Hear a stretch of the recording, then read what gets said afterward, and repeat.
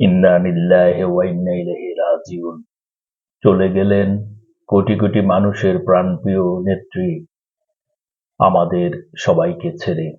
আবাল বৃদ্ধ বনিতা, হিন্দু বৌদ্ধ খ্রিস্টান মুসলিম থেকে সবার প্রাণপ্রিয় নেত্রী ছিলেন উনি। যারা আমাদের মতো রাজনীতিতে নিরপেক্ষ কোনো রাজনীতি করে না, তারাও ওনাকে ভালোবাসতো।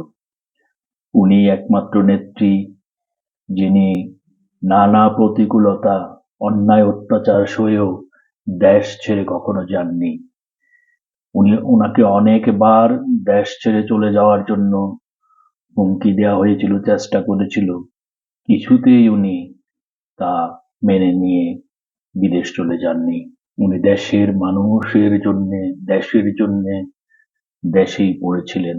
আল্লাহ পাক রব্বুল আলামিন উনাকে বেহেশতের সর্বোচ্চ স্থান জান্নাতুল ফেরদৌস দান করুন, আমিন।